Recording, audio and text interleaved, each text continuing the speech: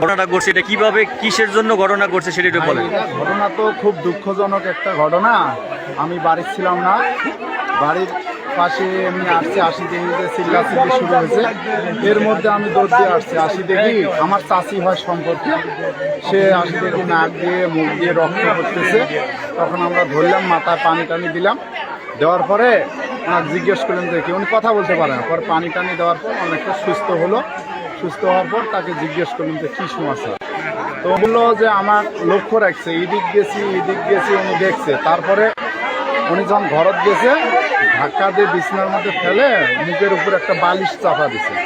বালিশ চাপা দিয়ে ধরে টুলির মধ্যে এক হাত দিয়ে চাপ দিয়ে ধরছে এবং ওই দাঁত, মুখে হাত দিয়ে দাঁত একদম চারটে ফেলাইছে। আর দৌড়ে দৌড়ে কি যা দেখি এই অবস্থা। পরে বিছনার মধ্যেও দেখি যে দাঁত পড়ে আছে, অনেক রক্তাক্ত অবস্থা। আর ওই মহিলা অনেক ভদ্র, অনেক ভালো। মানে এটা শুধু আমি না, এখানকার আরও যে মহিলা আছে বা এবং অনেক লোক আছে তাদেরকে জিজ্ঞেস করলে আপনি পাবেন এত সুন্দর মহিলা এরকম হয় না। যে মারার চেষ্টা করলো সে কে? সে ওনার ছেলের বউ, আপন ছেলের বউ। ওনার ছেলের বউ, জি, ওনার ছেলের বউ শাশুড়িকে মারতে গেছিল এবং উনি এখন রৌমারী হাসপাতালে আছে, ভর্তি করার জন্য নিয়ে যাওয়া হয়েছে এমার্জেন্সিতে। ওকে।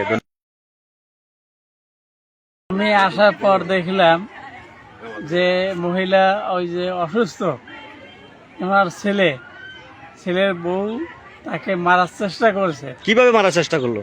বালিশ চাপা দিয়ে মারার চেষ্টা করছে এবং মুখে হাত দিয়ে দাঁত ভেঙে দিছে। কয়টা দাঁত ভাঙছে? চারটা। জীবিত ছিল হ্যাঁ। না, মরে নাই, জীবিত আছে। রৌমারী হাসপাতালে নিয়ে গেছে।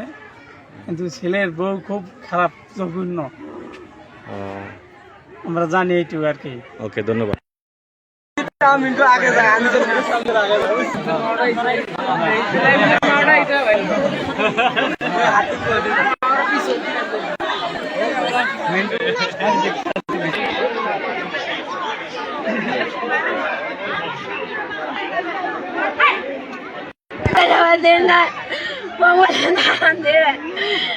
তোমরা খাইবা না।